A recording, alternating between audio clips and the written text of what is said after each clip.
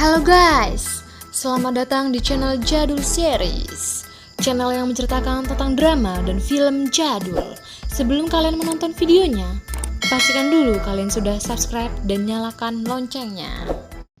Di episode 11 kali ini, scene diawali dengan Yongjae yang sedang melamun sambil memikirkan Haewon dan Ji-eun. Yongjae nampak bingung dengan hatinya sendiri karena Haewon berkata ingin bersama Yongjae dan Ji-eun berkata bahwa apakah tidak apa-apa jika dia menyukai Min-hyuk. Keesokan paginya ketika sedang sarapan, Yongjae mengatakan bahwa tidak apa-apa bila Min-hyuk menyukai Ji-eun, mengingat pernikahan mereka hanyalah sebuah kontrak. Perkataan itu sebenarnya membuat Ji-eun jengkel karena Ji-eun tidak ingin Yongjae mengizinkannya. Karena sebenarnya yang disukai Ji-eun Yongjae guys, bukan Min-hyuk. Saat di kantor Min-hyuk, naskah Ji-eun mendapat apresiasi dari Min-hyuk dan ia menawarkan kepada Ji-eun agar menulis skenario film untuk naskah yang sudah dibuatnya. Setelah berbincang mengenai proyek film, Ji-eun dan Min-hyuk pun makan siang bersama. Saat makan siang, Ji-eun berkata kepada Min-hyuk bahwa pernikahan kontraknya dengan Yongjae akan diperpanjang sampai 3 tahun lagi. Namun Min-hyuk bersikeras untuk menunggu Ji-eun. Mantep banget deh Min-hyuk ini. Di sela-sela obrolan, Ji-eun tidak sengaja curhat mengenai perilaku Yongjae kepadanya. Cara Yongjae menyuruh-nyuruh, kasar dan suka mengejek Ji-eun. Namun Ji-eun malah senang dengan hal tersebut. Ji-eun juga bercerita jika Yongjae menyukai orang lain. Hal itu membuat hatinya sedih dan membuat Ji-eun bercerita sambil nangis loh guys. Seketika itu Min-hyuk langsung menjadi sad boy cabang Korea dong. So sad banget sih bang, sini sih sama aku aja sini. Sementara itu di rumah, Yongjae sedang beres-beres rumah sambil menunggu Ji-eun dengan sedikit galau. Setelah Ji-eun pulang, Yongjae menanyakan apakah Min-hyuk tahu jika Yongjae tidak keberatan jika Min-hyuk menyukai Ji-eun. Ji-eun pun menjawab bahwa Min-hyuk sudah tahu. Ji-eun pun juga memanas-manasi Yongjae dengan berkata bahwa ia akan menjalin hubungan dengan sangat baik dengan Min-hyuk. Yongjae auto kepanasan dong guys. Dan seperti biasa, mereka pun lanjut dengan berantem-berantem gemesnya itu. Keesokan paginya, Yongjae sengaja mencari-cari masalah dengan Ji-eun dengan menyuruhnya untuk cuci piring, bersih-bersih, menyuruhnya untuk buatin sarapan, dan ngomel-ngomel nggak jelas. Yongjae itu sebenarnya caper, tapi dia nggak ditanggepin guys dengan Ji-eun karena Ji-eun sedang sibuk menulis skenario untuk filmnya. Tak tahan dengan sikap Ji-eun, Yongjae pun ngomel ke Ji-eun dan dia berkata bahwa mulai sekarang dia yang akan memasak, mencuci dan bersih-bersih rumah. Asal Ji-eun berhenti sok sibuk dan jangan nyuekin dia. Tapi ya Ji-eun gak peduli dan hanya menatap dia saja. Kemudian Yongjae pun memasak rebusan untuk Ji-eun dengan harapan agar Ji-eun gak cuek lagi. Tapi tetap aja masih dicuekin guys. Tak habis akal, Yongjae pun melanjutkan capernya dengan pura-pura keiris guys. Kali ini caranya berhasil untuk menarik perhatian Ji-eun. Melihat cara ini berhasil, Yongjae semakin melanjutkan capernya dengan mengatakan bahwa jarinya terpotong dan copot. Sontak Ji-eun menjadi panik dan mencoba mencari jari-jari Yongjae. Setelah puas, Yongjae pun menunjukkan bahwa jarinya nggak kepotong. Dan dia bilang kepada Ji-eun agar tetap memasak untuk seterusnya. Ji-eun pun kesal dan menggigit jari Yongjae. Saat makan, Yongjae pun menyuruh Ji-eun untuk tidak cuek kepadanya dan tetap memasak untuknya. Di momen ini, Ji-eun pun kembali menanyakan kepada Yongjae apakah tidak ada perasaan apa-apa jika Min-hyuk mendekati Ji-eun. Ya, Ji-eun sih berharap Yongjae cemburu gitu ya. Tapi Yongjae berbohong dengan mengatakan bahwa tidak ada perasaan apa-apa. Padahal aslinya cemburu mendengar jawaban itu. Seketika Ji-eun langsung menjadi sad girl guys.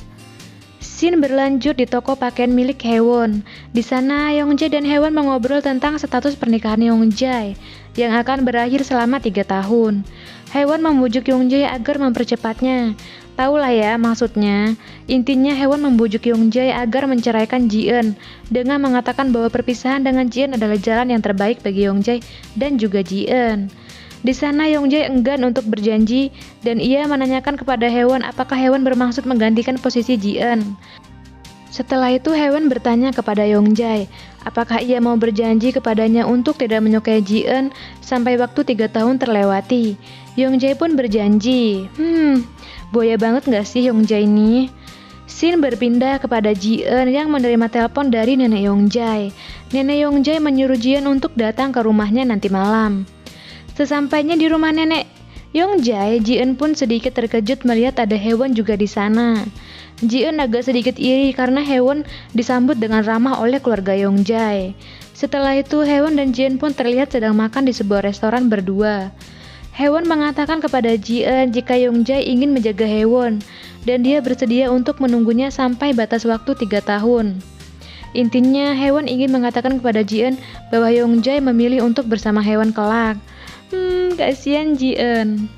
Setelah itu, Ji-eun pun pergi ke rumah teman laknatnya dan ia meminjam uang kepada mereka agar Ji-eun dapat membayar utang-utangnya kepada Yongjae dan segera bercerai.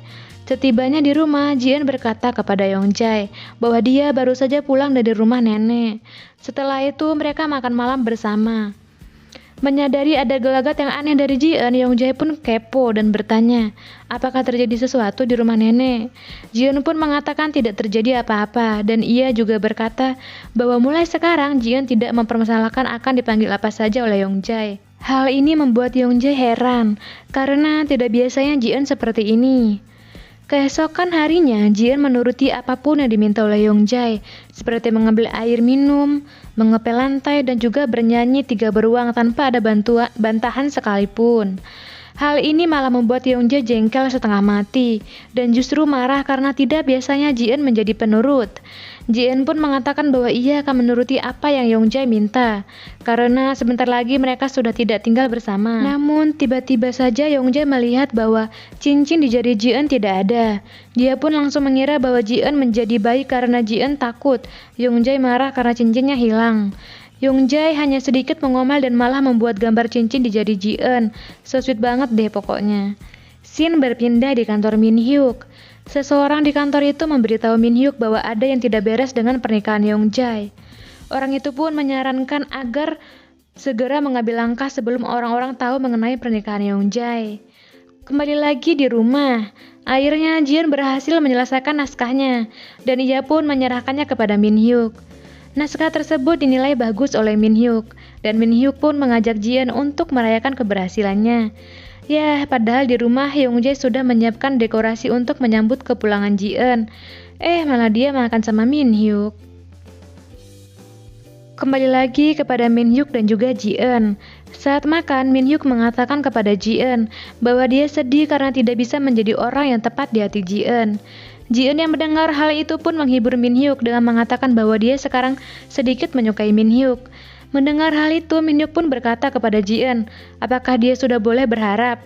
Mantap guys, Min Hyuk ngode nih kepada Ji-eun. Membalas pertanyaan itu dengan mengatakan lakukanlah yang terbaik. OMG. Sesampainya di rumah, Ji-eun terharu melihat dekorasi yang disiapkan oleh Yongjae. Dia melihat Yongjae yang ketiduran, lalu memberinya selimut, memandanginya dengan mesra, dan dibangunin. Setelah bangun, Yongjae ngomel-ngomel karena dia sudah menunggu Ji-eun dari lama, dan dia pun merayakan keberhasilan Ji-eun. Saat masuk ke obrolan serius, tiba-tiba Ji-eun mengajak Yongjae untuk bercerai. Yongjae mendengar hal itu pun langsung ngomel-ngomel dan menanyakan, kenapa Ji-eun mengajak bercerai secara mendadak. Ji-eun berkata, supaya Yongjae bisa bersama dengan Haewon, dan Ji-eun juga berkata bahwa dia tidak bisa selamanya hidup dengan Yongjae. Setelah didesak oleh Yongjae, akhirnya Ji-eun berkata bahwa alasan sesungguhnya dia mau menceraikan Yongjae adalah karena Ji-eun benar-benar mencintai Yongjae. Namun mendengar hal itu, Yongjae tiba-tiba malah setuju untuk bercerai, dan scene pun berakhir.